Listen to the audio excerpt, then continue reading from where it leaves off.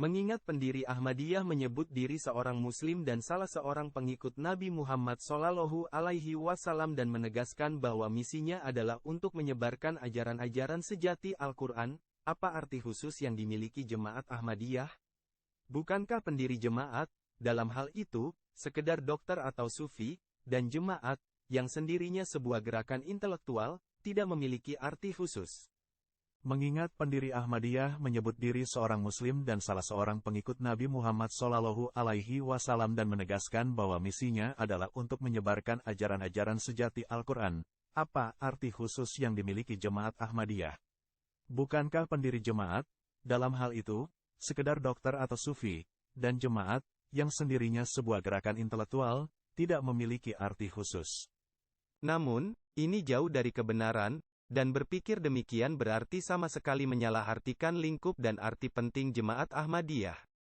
Kami percaya bahwa Nabi ada dua macam, mereka yang membawa hukum atau syariat, dan mereka yang datang untuk menafsirkan dan mengukuhkan hukum dan membersihkan kekotoran-kekotoran yang menyelinap masuk ke dalam sistem suatu agama karena perjalanan waktu. Semua sistem agama menerima pembedaan ini, dan ini dengan baik digambarkan oleh rangkaian Nabi yang mengikuti Musa alaihi salam. Musa alaihi salam adalah pembawa syariat dan sezamannya Harun alaihi salam dan penerusnya termasuk Isa alaihi salam, diutus hanya untuk memantapkan syariat yang diwahyukan melalui Musa alaihi salam. Isa alaihi salam sendiri bersabda, "Jangan mengira aku datang untuk menghapuskan hukum Taurat, atau nabi-nabi, aku tidak datang untuk menghapuskan, tetapi untuk menggenapi." Matius pasal 5 ayat 17.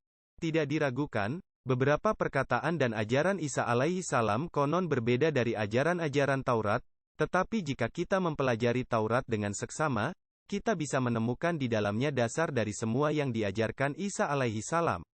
Beliau berkata sendiri tentang ajaran-ajaran ini, bahwa itu tidak baru dan terkandung dalam Taurat.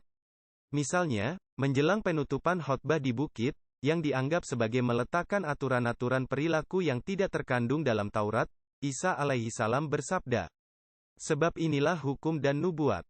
Matius pasal 7 ayat 12.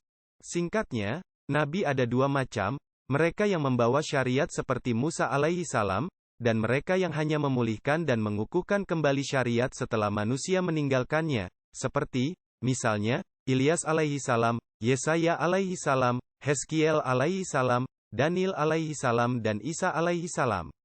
Al-Masih yang dijanjikan alaihi salam juga mengaku sebagai nabi seperti yang terakhir, yaitu, bukan pembawa syariat, dan menegaskan bahwa, sebagaimana Isa adalah khalifah, atau penerus terakhir dari risalah Musa, beliau adalah khalifah terakhir dari risalah Islam. Karena itu, jemaat Ahmadiyah menempati, terhadap sekte-sekte Islam lainnya, posisi yang sama seperti posisi Kristen terhadap sekte-sekte lain Yahudi.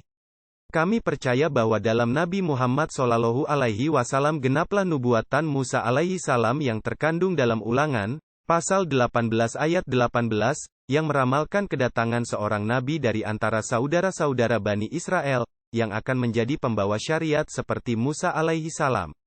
Muhammad SAW, sebagai keturunan Ismail, salah seorang saudara dari Bani Israel, adalah pembawa syariat baru. Karena Muhammad SAW adalah semisal Musa alaihi salam, perlu bahwa Al-Masih alaihi salam dari risalah Islam tidak hanya harus dari kalangan pengikut beliau, tapi harus datang untuk meneguhkan kembali dan menyebarkan syariat Al-Quran sebagaimana Isa alaihi salam datang tanpa syariat baru tapi hanya menegaskan Taurat. Untuk penjelasan lengkap, klik myviral.biz.id untuk mengunduh gratis e-book dan audiobook Ahmadiyah Islam Sejati.